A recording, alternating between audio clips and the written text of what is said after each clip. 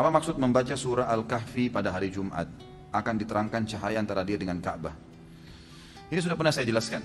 Hadisnya bukan hari Jumat, malam Jumat. Hadis tentang surah Al-Kahfi ada dua.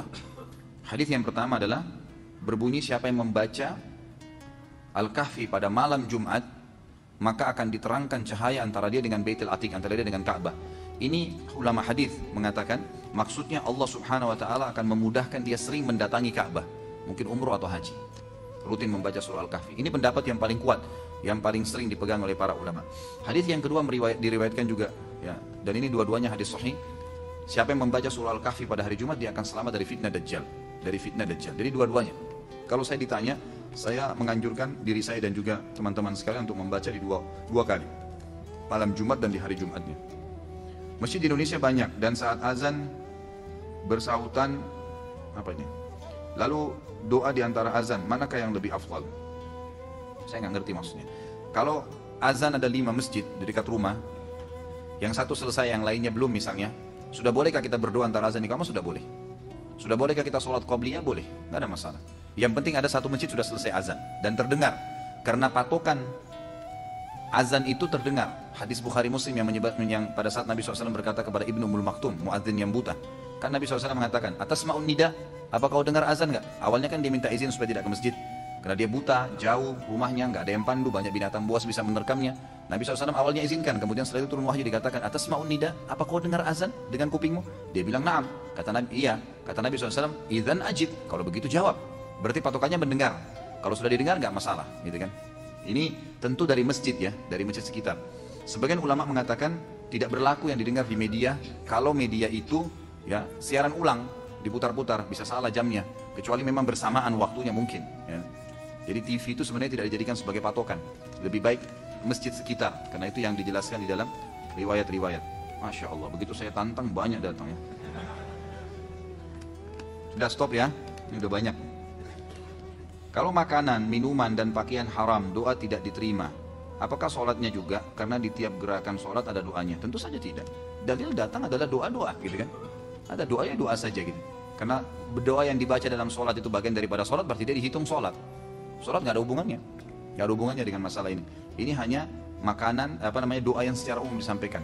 Kalau makanan, minuman, dan pakaian haram, hadisnya begitu. Jadi doa yang dibaca dalam sholat tidak ada hubungannya di situ. Allahu a'lam. Itu masuk dalam rangkaian sholat. Diambil daripada globalnya sesuatu, gitu kan?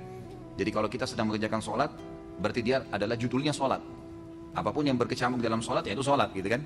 Seperti misalnya baca Al-Quran dalam sholat, tetap dianggap sholat, bukan baca Qurannya. Padahal kita baca Al-Quran kan di situ. Nah, seperti itu juga dengan masalah doa. Pertanyaan titipan teman. Ketika metode hisab tidak bisa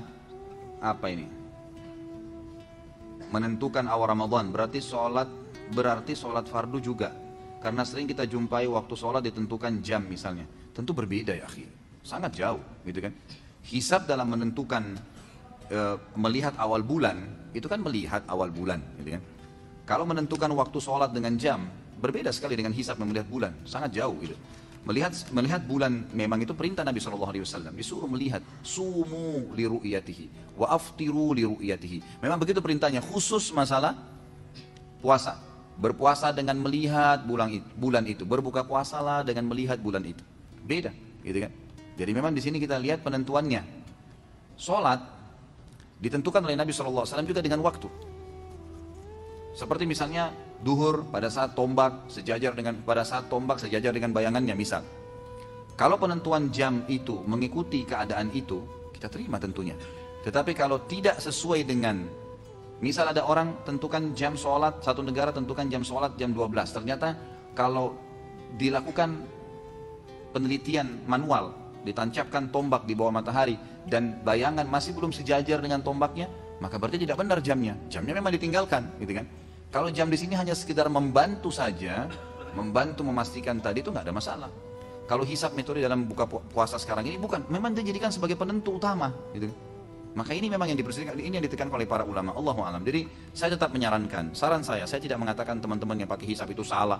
Dan ini sekaligus saya sampaikan juga ya, ini penyampaian saya, risalah saya kepada siapapun muslimin dan muslimat yang menonton acara kita di YouTube, ataupun sekarang teman-teman tim lagi memasukkan pertanyaan-pertanyaan. Jangan buru-buru menilai kalau Anda cuma dengar satu pertanyaan atau Anda merasa disalahkan. Tidak ada maksud dalam menyalahkan di sini.